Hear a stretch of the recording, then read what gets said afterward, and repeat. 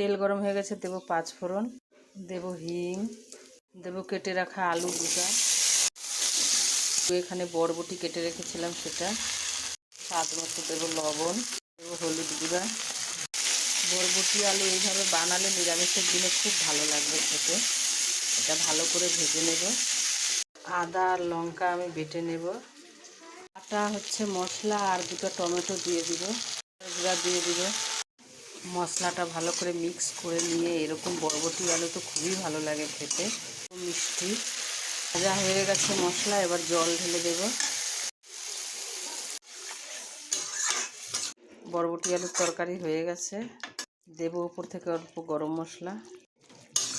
দুপুরের খাবার দেখেন, এটা ঢেঁড়স ভাজা, কাঁচা লঙ্কা, ভাত, লেবু, বরবটি আলুর তরকারি। তো গরমের দিনে এরকম হালকা খাবার দুপুরবেলা খেলে খুব ভালো লাগবে, শরীরও ভালো থাকবে।